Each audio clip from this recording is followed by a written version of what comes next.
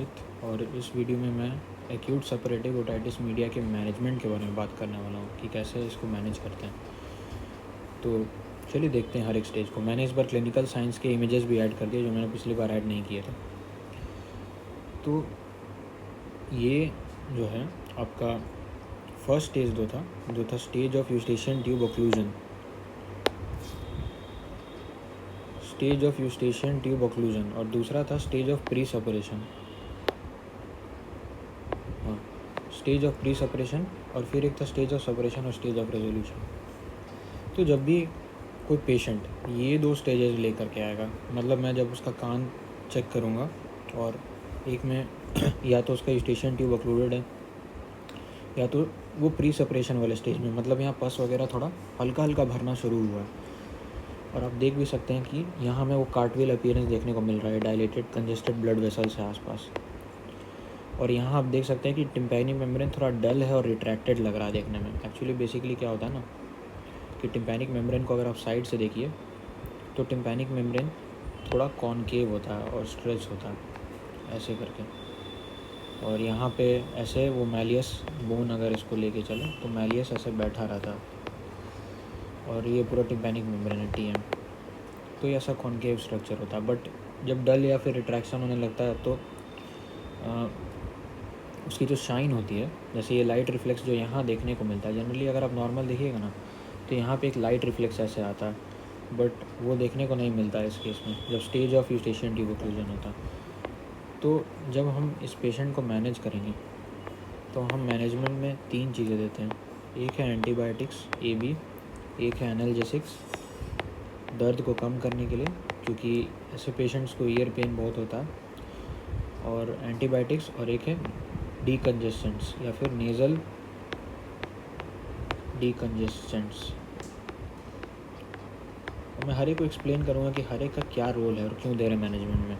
तो एंटीबायोटिक्स तो आप समझ रहे होंगे कि ऑर्गेनिज्म को मारने के लिए, लेकिन एनाल्जेसिक जो है ये पेन को रिलीव करता है और ये आइबुप्रोफेन, पैरासीटामोल ये सब हम लोग चला सकते हैं, उससे दर्द कम हो जाता है पेशेंट का। लेकिन नेज़ल डीकंजेस्टेंट क्यों? तो जैसे मैंने आपको बताया था कि यूस्टेशियन ट्यूब ब्लॉक होने के कारण ही ये सारा चीज़ डेवलप किया था। और फ्यूचर में भी ब्लॉकेजेस हो सकते हैं। फ्यूचर में भी वायरस तो नहीं बोलेगा ऐसा कि हाँ नहीं भाई इस बार मेरे को इन्फेक्शन नहीं करना है। तो वही है कि नेज़ल डीकंजेशन क्या करता है ना कि जो यूस्टेशियन एक्चुअली जो हमारा अगर ये नोज़ हुआ और तो ये पोस्टीरियरली बहुत पीछे की तरफ ये सिचुएटेड होता है यूस्टेशियन ट्यूब। और जो ड्रग्स जैसे जो नेज़ल डीकंजेसेंट होता है ना वो क्या करते हैं कि जो वेसल डायलेट हो जाते हैं नोज़ के आसपास, जैसे अगर ये नेज़ल ब्लड वेसल्स हैं ये दोनों, लिख देता हूँ उधर, nasal blood vessels, nasal BV, तो ये सब जो डायलेट हुआ रहता है ना ड्रग एक्ट करता है और इसे क्लोज़ कर देता है। अब चूँकि ये सारे यूस्टेशियन ट्यूब के आसपास का जो टिश्यू है उसको भी सप्लाई कर रहा है, तो उसको भी अगर सप्लाई कर रहा है तो अगर यहाँ एडिमा होगा तभी तो यूस्टेशियन ट्यूब ऑब्स्ट्रक्ट होगा या फिर बंद हो जाएगा। तो अगर हम यहाँ डीकंजेशन दें तो यूस्टेशियन ट्यूब कोई ब्लॉक होगा ही नहीं, सेक्रेशंस जो है नहीं भरे रहेंगे और वो आराम से पास आउट हो जाएंगे। इसीलिए ये दोनों स्टेजेस में हम ये दे देते हैं और सब कुछ से डील हो जाता है हमारा। लेकिन अगर सेपरेशन वाले स्टेज का बात करें, मतलब आप यहाँ देख रहे हैं कि अब जो है ना टिम्पैनिक मेम्ब्रेन पूरा बल्ज कर रहा है बाहर की तरफ, इतना फ्लूइड बढ़ गया और मतलब ऐसे भी अगर छोड़ देंगे तो ये फट के सारा फ्लूइड आ जाएगा। तो हम लोग जब स्टेज ऑफ सेपरेशन के मैनेजमेंट की बात करेंगे, स्टेज ऑफ सेपरेशन, तो यहाँ पे टिम्पैनिक मेम्ब्रेन चूँकि फटने वाला है तो हम क्या करते हैं ना कि हम मेरिंजोटॉमी दे करते हैं। मैं सारे टर्म्स एक्सप्लेन करूँगा। मेरिंजोटॉमी और एंटीबायोटिक्स चलाते हैं पेशेंट को। एंटीबायोटिक्स बेसिकली मेरिंजोटॉमी क्या है ना कि आप अगर ये डायग्राम देखें तो यहाँ आप देख रहे हैं कि ये ब्लेड का यूज़ करके हम टिम्पैनिक मेम्ब्रेन के पोस्टीरियर इन्फीरियर पार्ट, देखिए थोड़ा इस डायग्राम को आपका ओरिएंटेशन समझना पड़ेगा। अगर ये मेरे राइट ईयर है, अगर नहीं ये राइट ईयर ही है, तो जो ये होता है ना, ये जो मैलियस का हैंडल आपको दिख रहा है जैसे यहाँ पे ये प्रेजेंट है, तो ये जिस तरफ भी टिल्टेड होगा, जिस तरफ, जैसे यहाँ दाहिनी तरफ मुड़ा हुआ है तो जिस भी तरफ मुड़ा हुआ है वही मेरा कान हो जाता है। जैसे अगर ये टिम्पैनिक मेम्ब्रेन यहाँ दाहिनी तरफ की तरफ मुड़ा हुआ है इस हैंडल ऑफ मैलियस, तो ये मेरा राइट ईयर हुआ, और ऐसे ही मैंने कंक्लूड किया कि ये राइट ईयर है। अब जो ये पार्ट आप देख रहे हैं ना, ये छोटा सा, ये टिम्पैनिक मेम्ब्रेन। हाँ, तो ये मेरा टिम्पैनिक मेम्ब्रेन है और ये राइट टिम्पैनिक मेम्ब्रेन है। तो हम लोग क्या करते हैं ना कि अगर ये राइट साइड हुआ, ठीक है, तो ये एंटीरियर होगा, ये पोस्टीरियर होगा ऑब्वियसली, क्योंकि राइट मतलब आप खुद सोच के देखो ना कि ये राइट तरफ झुका हुआ है और ये आपका कान है, तो ये सामने वाला एंटीरियर होगा, पोस्टीरियर होगा। तो हम लोग यहाँ पे इंसिजन देते हैं। अब आप पूछोगे भैया कि इंसिजन यहाँ ऊपर क्यों नहीं देते, यहाँ इधर क्यों नहीं देते, इधर ही क्यों दे रहे हैं? तो एक्चुअली क्या है ना कि इधर इधर इधर देने से यहाँ पे क्या होता है, और यहाँ कहीं भी देने से होता क्या है कि पहली बात तो स्ट्रक्चर्स को डैमेज होने का बहुत ज़्यादा चांस है। सबसे जो मेन पॉइंट यही है, क्योंकि अगर मैं इंसिजन यहाँ पे दूँ तो क्या होगा ना कि अगर मान के चलिए मैं इस टिम्पैनिक मेम्ब्रेन को हटा दूँ और मैं through and through middle ear में देख पा रहा हूँ, तो यहाँ मेरा एक इंक्यूडोस्टेपिडियल जॉइंट होता है। मैलियस इंकस स्टेपिस आपने सुना ही होगा कि ये मैलियस की हैंडल हुई, ये इंकस बोन हुआ और इससे फिर स्टेपिस जुड़ा होता है, स्टेपिस ऐसे जुड़ा होता है। मैं और अच्छे से इस चीज़ को एक्सप्लेन करूँगा, बट ऐसे ही जुड़ा होता है। तो यहाँ इंसिजन देंगे तो इसको डैमेज कर देंगे तो क्या होगा कि ऑलरेडी उसकी हियरिंग ख़राब थी और ख़राब हो जाएगी। प्लस क्या है ना कि यहाँ से हमारा कॉर्डा टिम्पैनी नर्व पास कर रहा होता है, फेशियल नर्व भी रहता है, तो डैमेज करने का बहुत ज़्यादा चांस है। इसलिए सबसे सेफेस्ट इंसिजन होता है और हम लोग यहीं तक करते हैं, ये आगे का स्टेप नहीं करते जब ऐसा पेशेंट आए और एंटीबायोटिक्स चलाते हैं। तो ये इंसिजन भी मेरा ऐसा कर्विलिनियर है, मतलब 2 टाइप के इंसिजन्स होते हैं। एक है कि मैं कर्वली, मतलब होता है ना कि एक सर्कुलर शेप में इंसिजन दे रहा हूँ, कर्विलिनियर इंसिजन, और एक हो कि मैं ऐसे रेडियली बस खींच दिया। तो ये मैं इसलिए दे रहा हूँ ना इंसिजन, क्योंकि ऐसे इंसिजन्स हील भी होते हैं और हील थोड़े समय बाद होते हैं। अब इसका सिग्निफिकेंस क्या है, देखिए ऐसा पेशेंट क्या है ना कि इसमें सिक्रीशंस भरे हुए होंगे और मैं चाहता हूँ कि ये अच्छे से प्रॉपर तरीके से कान से बस निकल जाए, सब कुछ बाहर आ जाए, क्योंकि थोड़ा भी बचा तो वापस से बार बार उसको रिकरेंट इन्फेक्शन होगा।